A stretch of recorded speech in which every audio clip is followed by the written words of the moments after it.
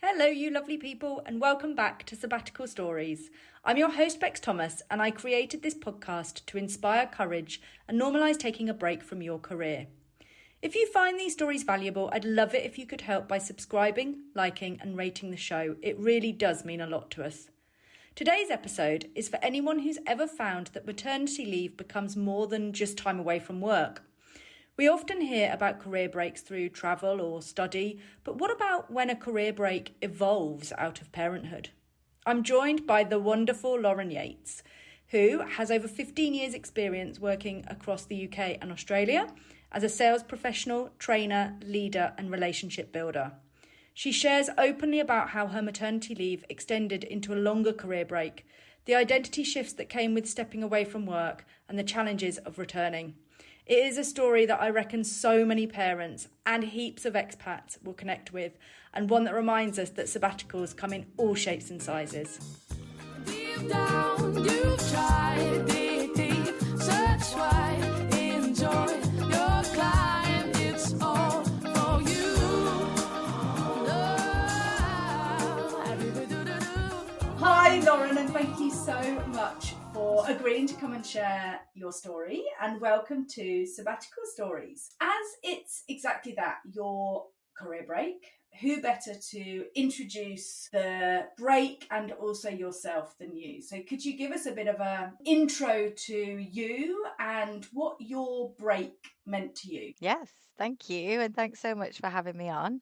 I'm a big fan of the podcast. So, yeah, excited to be a guest. I am currently living in the UK, I've worked in sales, recruitment my whole career. Just moved back from Australia back to the UK. Done that twice. We can talk about that later. So my sabbatical it started as maternity leave, so semi-planned, I guess. And then it ended up being extended. So I ended up taking about 16 months off work in total. Half in Australia, half in the UK. And I'm super excited to have you on because it's mad, but I haven't had anybody yet on really talking about any kind of parental leave. So, sabbaticals around taking a break from work to travel or, to find oneself or, all of the other stuff, but not yet starting, as you say, with parental leave. So I'm super excited to delve into that. Obviously, parental leave planned, but talk us through the trigger around prolonging it and then bolting on what you call your career break. Yeah, so I guess the way that all played out was, had the child, baby, whatever he is now, he's 16 months, called Leo. Had my son in Australia, was planning to go back. I think I said 6 months originally because I was like, oh, I'll only want 6 months. Then we came back to the UK for like 8 weeks as part of the planned maternity leave. And that kind of changed everything. Flying over here, visiting family, kind of getting a bit more settled. It was obviously summer.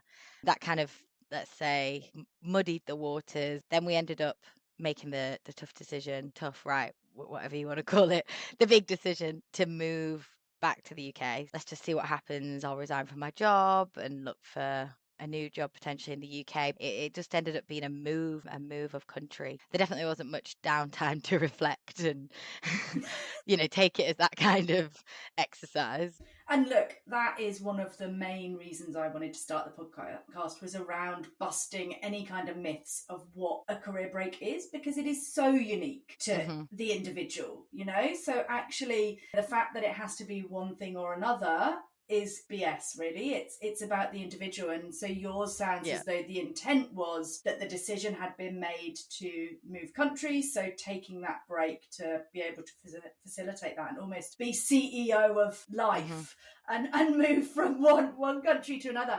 You mentioned that going back to the UK was part of maternity leave planned, but that changed everything. What changed? Yeah, I think it was just, I know it's a cliche to say, but I think when you have a child, like your whole life just turns upside down. Like my mentor at the time just laughed when I told her I was moving back to the UK because she was like, I knew this was going to happen, but you would have never seen this coming. And we would have never ourselves, like we bought a house, we were so settled. People say never say never. And I would say, oh, well, I'd say never. I'm decisive. So I was going as far as to say never, just because we were so settled. And then, my mentor was she was just laughing because she was just like, yeah, well, let's just see. But obviously, no one can prepare you. And we just came back and we were just like, this is where we belong. And to be honest, it was more when we arrived back in Australia. So we kind of had those feelings, but didn't really verbalize them. When we left, my other brother actually had got married in Ibiza, and we had to say bye to everyone and then get on a plane. And it was just, I just found it absolutely heartbreaking. Like, I was just, from the minute I woke up that morning, like, my dad came to our hotel room to help us pack, and I was just like floods of tears. Just couldn't even look at him. Don't, Like, it actually and makes me feel like I'm me, gonna cry now. Oh my It God. was horrific. Yeah. It was horrific. And then like passing him the baby, and then my Oh, mum, like the night before, she couldn't even say bye to Leo because she was just like that. She came the night before and was just kind of like, right, there he is, and sweet just walked dreams. off. Yeah, she could not. Like, it was just horrific. Like, we were just, and then my dad, we were both just, 'cause he's a crier, I'm a crier, just sobbing. He was taking us to the taxi, sobbing. I cried all the way to the airport. And I'm just not Mm. someone to be like that. I think obviously my partner Jack then was like, okay, this isn't normal. And then yeah, so we still didn't really verbalize it because it was just like there's so much going on. We obviously had to get the flight, and we had to connecting flights in London, etc. So then it was when we got back to Australia, and I remember we went for a walk the next morning, and we just kind of walked around, and obviously it's beautiful. We were living in Cronulla at the time. Walked to the beach, and I was like, oh, it's so beautiful, but like, it just, when you just like, you just have a feeling something's over. Like, you've had it in a relationship as well, haven't you? Like, you'll be with someone, you just like, this is over. Like, it was that kind of Mm. feeling, we don't belong here anymore. And it almost felt like we were like, we didn't belong. Like, everyone we kind of interacted that day with, not that they weren't friendly, but like everyone I saw was like in big families. And it was that kind of red car thing, isn't Of it? Where it's like, course. if you're looking for it, you'll see it. But then we still didn't really verbalize it. And then we had jet lag. I don't know what happened, but like, we started talking at like 3 a.m. And then Jack was kind of like, you want to go home, don't you? And I was just like, yeah. He's like, here we go again. So hang on, you'd already moved back once. Yeah. So we already did all that once. The first COVID, I'd already decided I was going home when I met Jack, because I was living on my own in a flat in North Bondi, and I was kind of like, I'll go, it's time to go home, kind of thing. Anyway, then he was like, I'll come with you. So we moved back in like 2020, did a year in the UK, then came back 2021. Yeah, then obviously we thought we were settled because we were like, we're not doing that again. That was a bit of a nightmare. And then a child changes And then here we are everything. again. Who knew? Exactly. Like, yeah, it's mad, isn't it? And then yeah, that's what triggered that career break, I guess. Yeah. And you mentioned that you're not a crier. So did that saying goodbye to family prior having Leo, was it different? Because I know for me it's been always one of the worst things ever. Like, I hate it. It gives me goosebumps thinking, like, I've got goosebumps. It makes me want to vomit, and I honestly think about it. It almost would ruin like the last 3 or 4 days of being with them, because I'd start to think that. And they feel it. They're already feeling it. You're feeling horrible. it. There's this weird elephant Did you in have the that room. before you had Leo, or was that the change? Yeah. No, yeah, definitely had it for sure. Like, it was still like, just, yeah, like you said, you want to vomit. Like, it's just disgusting. Like, it's just our worst feeling ever. And you can't, no one can really explain it, can they? Unless they, but that's why obviously expats, we all like bond over it, don't we? Because such a unique feeling. It's just horrific. But yeah, no, it was like that feeling, but for me it was like times a million. Like, it was just like turned up, because it was more just looking at them, my parents, and even I didn't even describe the worst moment, which was the day on the beach when I knew I wasn't going to see my brothers, and my one of my brothers came over and held Leo's little hand and was like, "See you, mate," and that was that was the start for me. That was the beginning of the end. But yeah, it's horrific.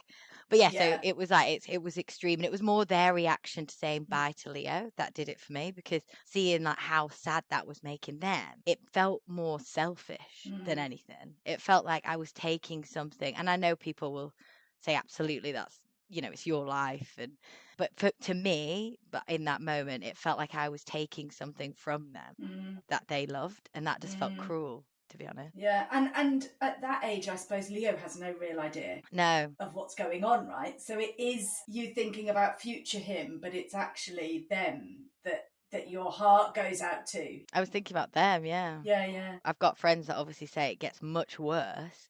So it was more I was kind of quitting while we're ahead, because like I've got friends that say like the children are absolutely distraught when the grandparents go, and they Right. run to their room and cry. So I was doing that thing where I was overthinking, which I'm not much of an overthinker, but I was more like future thinking, like you said, like I don't want it to get to that point where this is actually going Yeah. to impact him, because I've heard the horrible stories how that goes down as well. And yeah, I want to caveat by saying I know a lot of people do it, and and life goes on, doesn't it? And you have a great life in Australia. It just for us at that time, it just didn't feel like the right time. And I think because as well, we didn't really have any connection family wise in Australia, and our lives had changed so much. You know, we were starting to build that new community. It was a moment in time where it felt it just didn't make sense. Yeah, and it's your feeling, you know, it's nobody else's feeling. It's what Yeah, you then do for you and your new nuclear family. And that whole feeling yeah. around it's over. I'm not sure I ever got that feeling, but what I did get is something's missing. This isn't enough.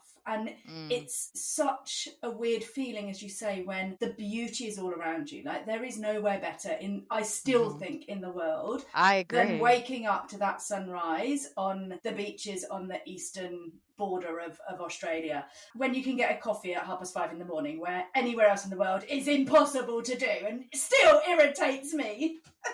Oh my God, it's one of like the biggest thing. Like Jack's so obsessed with coffee, like it's his life. Like we have our coffee machine and we have Australian coffee beans, so it's not the same, but he does make quite a good one. But yeah, you cannot get that. And the banana bread, and it's just more the feeling of like we're all up before everyone else. You just don't get that in the UK, do you? But it is such an amazing life. It's amazing. But then to still have that feeling of there's something missing. And that's what we did post our break, is we then went travelling and had a great time. But it was when we got back that everything is so amazing and so beautiful and so easy. And life is easy. But something was missing. It is. Something was Simple. missing. And that for me was the bit where I was like, oh my God, all of this just doesn't add up to the whole. And maybe that's why we keep going back, is, you know, we now do half and half, and maybe it's not yet, maybe it's not yet over for us. Maybe, you know, it's like still having an affair with one partner and seeing another, I don't know. But anyway. You need some closure. Back to the break. How did the break, so then the intentional break, live up to your expectations? It actually really surprised me how much once I committed to it, I then started to fall into this kind of routine of, this is when I got back to the UK and started to just kind of reconnect with old friends and find activities to do with my son. And I was doing a bit of work, so I can't say I was completely in a break, but like I was doing a bit of contracting work for my brother's business actually. So that was giving me a bit of something. But yeah, it surprised me how much I started to enjoy it and relax into it. And I was like, oh wow, like there is a life outside of sales. And then I think just as I started to settle in, I was like, okay, I'm going back to it now, because I'd already kind of took the job. But I overall did actually really enjoy it. The start of my maternity leave, I did find hard. I must admit, like I just struggled to, just find purpose and structure my days. But then, once I'd got into the flow of it, and I think maybe it was, to be honest, if when I knew there was an end, I think that's when I started to enjoy it. Isn't that interesting? And so the part that you found hard was that pre-baby, so maternity leave, where, you know, you finished work but you don't yet have your son, or Oh no, I didn't have that. No, of course I didn't. pop him out on the sales floor, did you? Literally, my waters broke. Well, actually, I was in Pilates, my waters broke.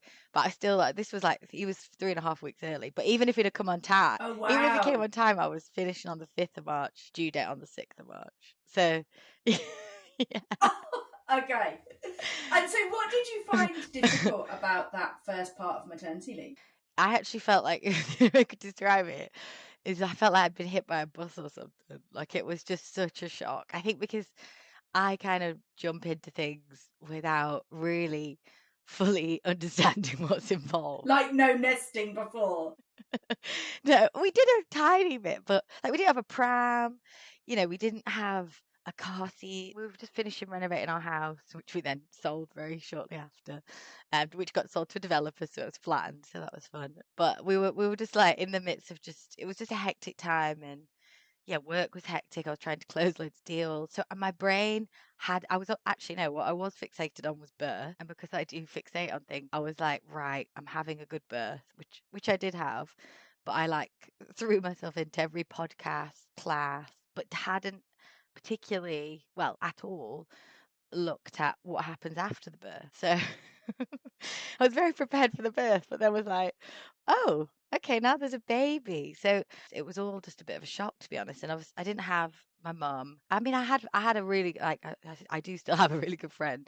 She's just obviously still in Australia, who had a baby at the same time, and she kind of was preparing me because she could see how little I was preparing.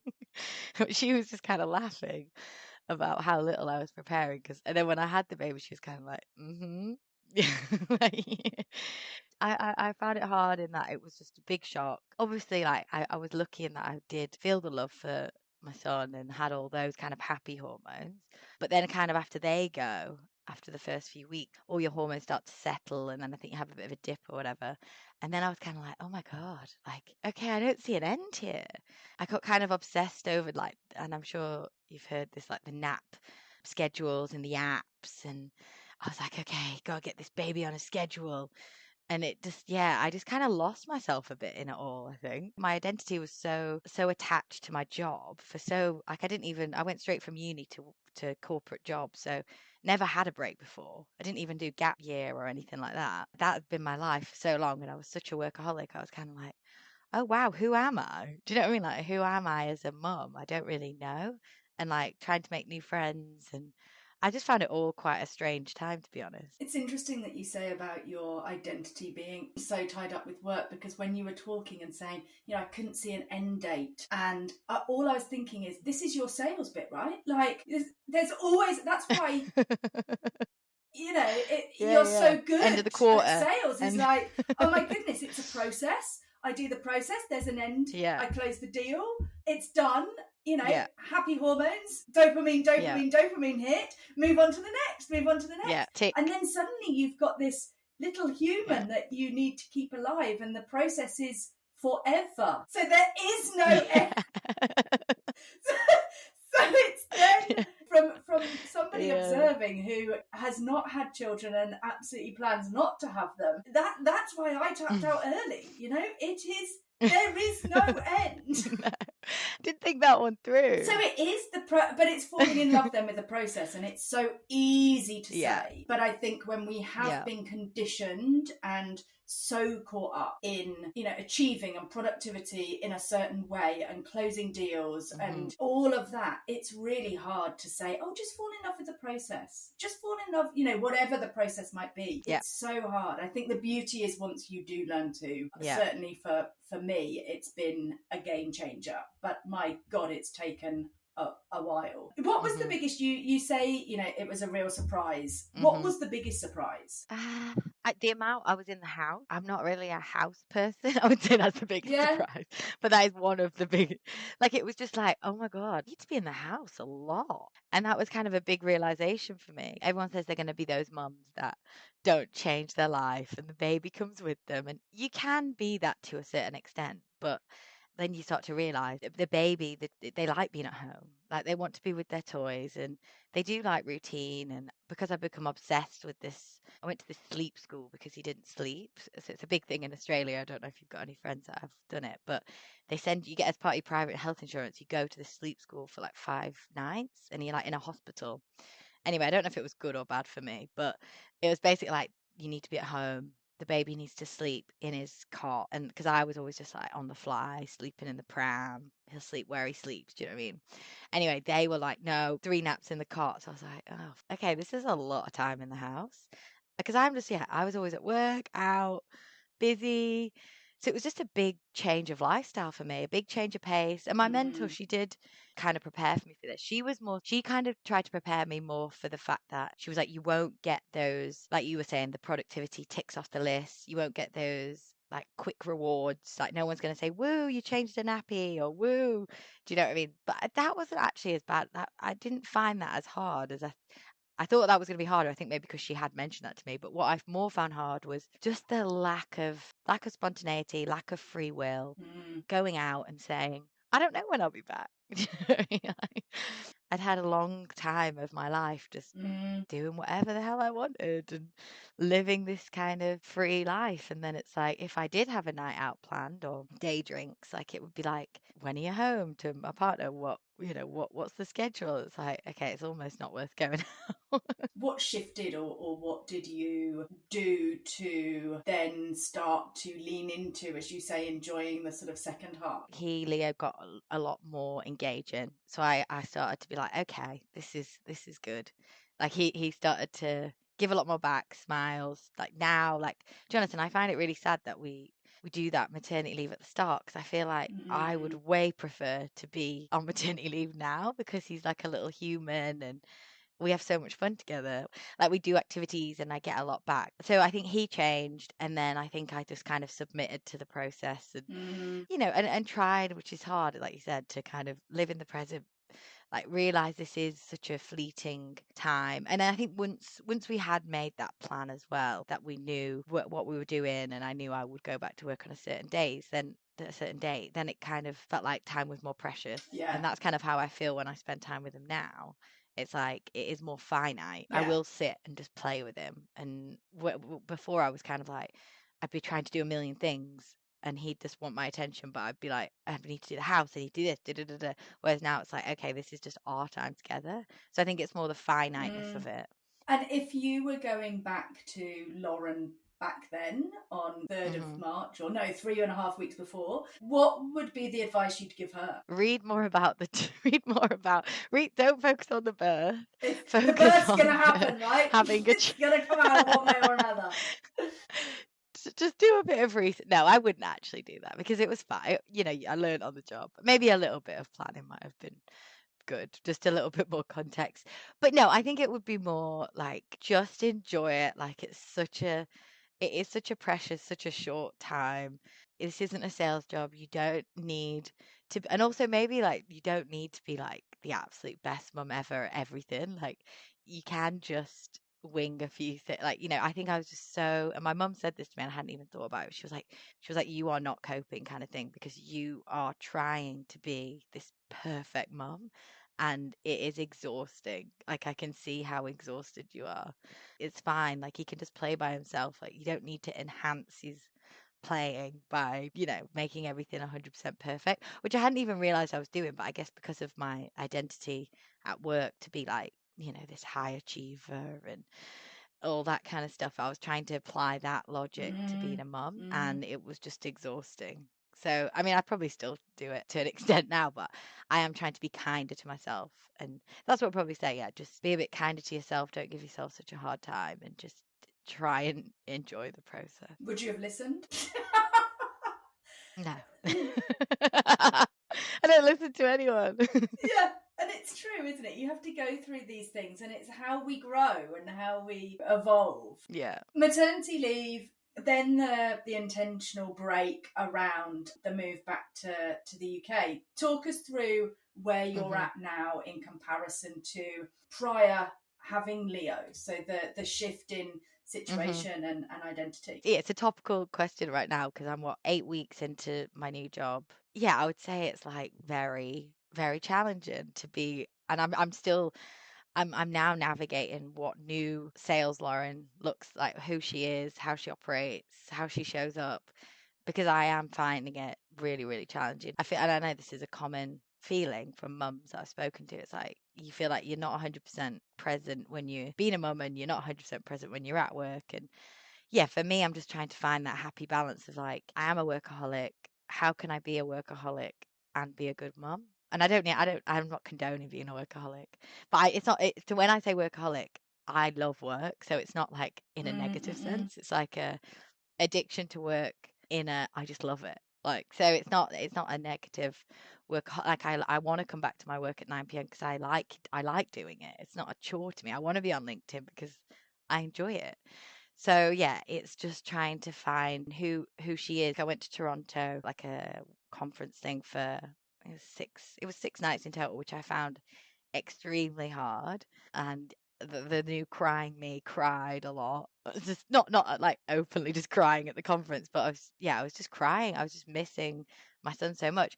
But to answer your question, like when I was like out for drinks with my new team, for example, and they were asking me questions, I was kind of like, God, I'm trying to work out like who I am, because they were like asking me about my son, and I was like, yeah, like I didn't have a son the last time I was in these kind of environments. So it's like, yeah, I am a mum, and how has that changed me? So honestly, to answer your question in a long way, I'm still working it out. Getting back into, you'd resigned from one role, and so hmm you were totally free to choose where hmm next. What was it like, navigating A, getting back into work, and B, choosing where you wanted to end up post the break? I did find that hard, and I actually had messaged a few people who I knew had been looking for work for a while because I was just kind of like, God, I really like feel for you. And I said it to my partner as well, Jack, because he was looking for work for a while just after we had Leo.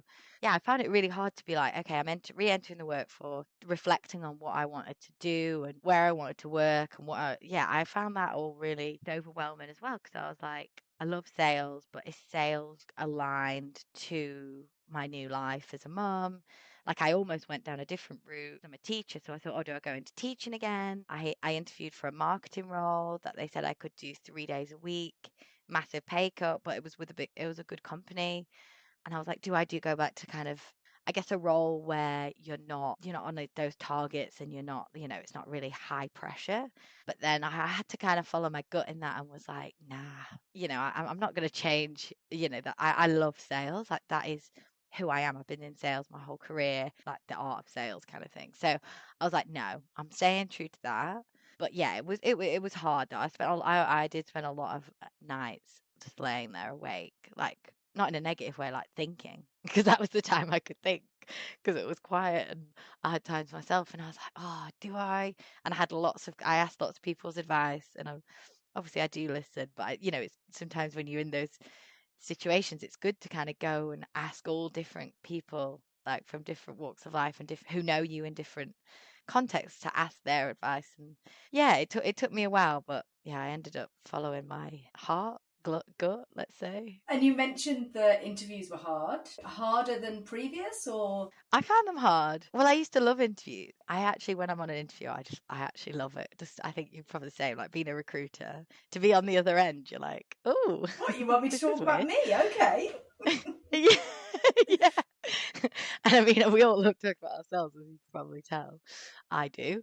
And I think because obviously we know so much, don't we, about, like, I think one of the reasons did well in recruitment is because I spent so long preparing my candidates for interviews.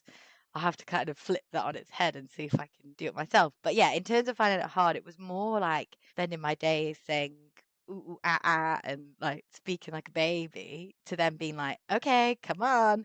And actually, in my final interview with Shopify, and there was quite a few interviews and it was a role play, I actually completely lost it. I just like lost my train of thought.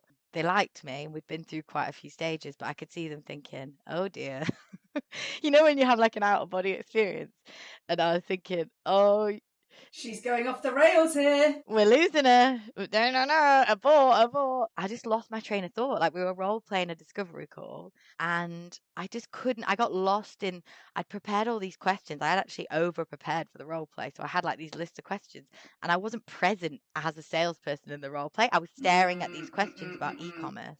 Okay, ask about the tech stack. And I just like lost myself in it. Luckily, something happened and I was like, right. And I thought, right, let's just see what you can save here. And was like, listed out the actions. Come back in the room, back in the room. Yeah, it literally felt like that. And then I saw their faces be like, whew, phew, okay. Okay. But then in my feedback, they did say, yeah, your role play was, it wasn't amazing kind of thing. But, you did all the core things. Was I nervous? It was more just like, come on, get your head in the game. That's why I have empathy for that. I've got a friend at the moment who she was made redundant just before she was about to return from maternity leave. And I've been helping her. And I was like, yeah, it is really hard going back because in the comfort, and I'm not really a comfort zone person, but so that's why I think my heart goes out to people who are more comfort zone people and do get nervous in interviews, because I am like the extreme of that and I found it hard. So like, yeah, for my friend, I was just like, it is hard to kind of, you just want to go back to your old job. You just want to, you want to go back, you want to get your routine, you want to be a bit comfy, say hello to your old colleagues and have that comfiness while you transition and your kid go, your child like goes into nursery and you and your partner try and sort out some sort of, life routine. And I think with the added element of being a parent, you've not only got that muscle memory, because I remember coming back from my break and sitting and having a conversation on the phone and taking notes and it being really hard. Like I had to really think and I was like, oh my God, I am out of practice. Having had 8 months off, being in a very different world of just floating through life and travel and, not having to synthesize then a conversation for me to then remember subsequently. It is like a muscle that we train. So you've had a period of time off, definitely not using that muscle, but B, you've actually become this whole different person as well. Yeah. So there's almost those two pieces at play. I can only imagine it being really hard navigating not only what do you want and that internal battle, I suppose, and dialogue between what do I want, but also now I've got this consideration, this extra element of being mum and this little human that I want to do the best for, and then finding some kind of ground that works and harmonious ground that works for you. And then 8 weeks in, still really trying to find out what does that look like and how do you balance the two. And also you change, right? So when you're saying about being away and being in America and crying because you missed Leo, I think it also then comes down to the fact that we think, hang on a minute, this isn't me. This isn't, and you're like, no, it is the new me. Exactly. Yeah. You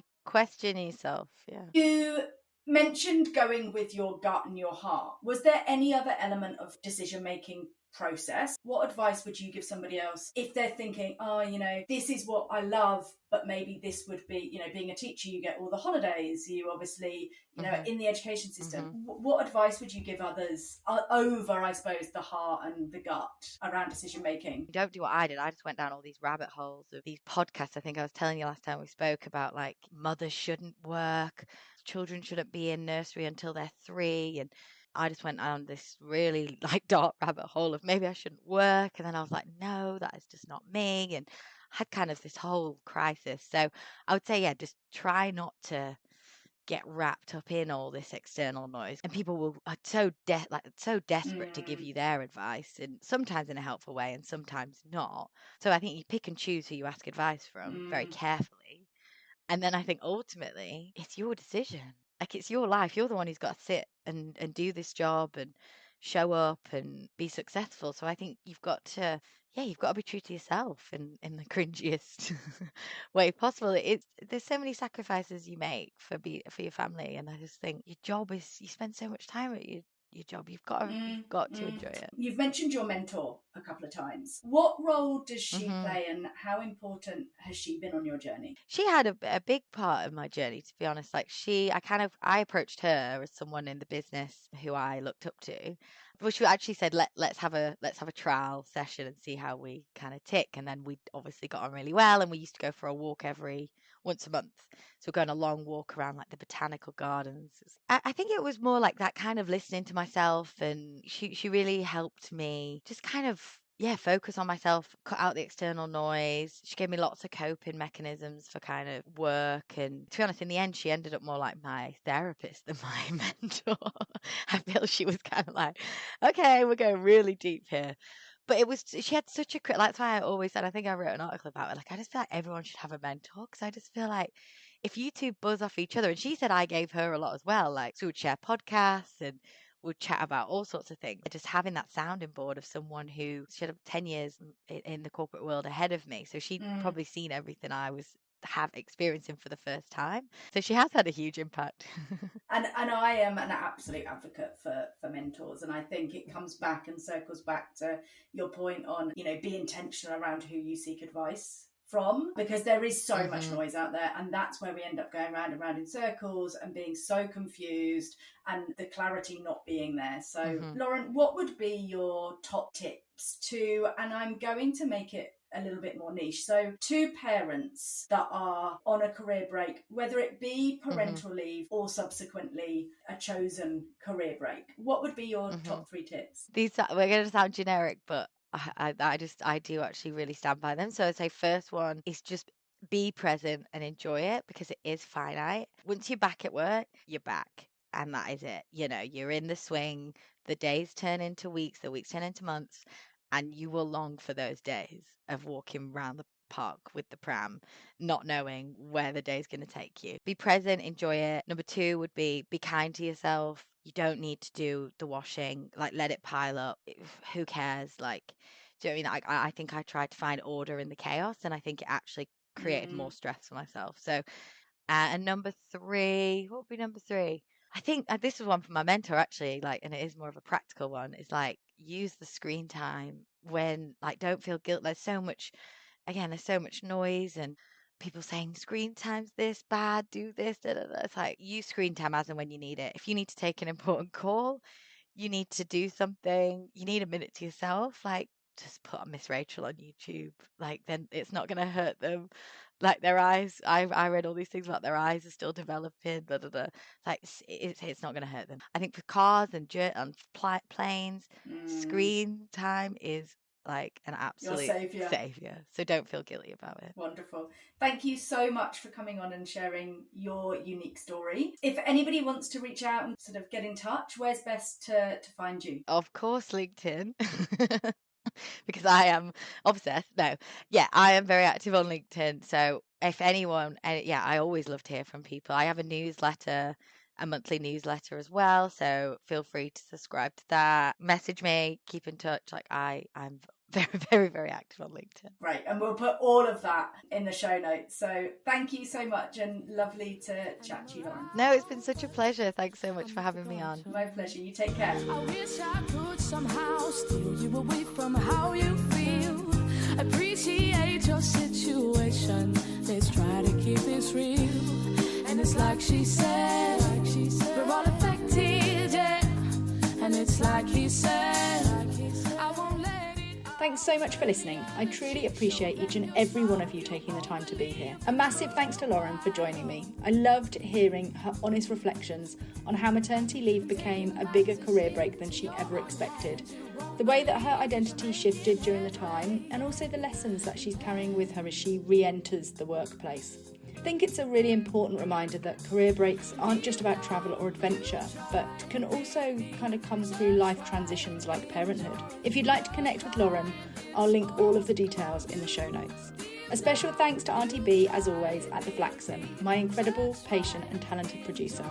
We're also joined this season by Nikki from the Flaxen, who is working her magic on all things social media management.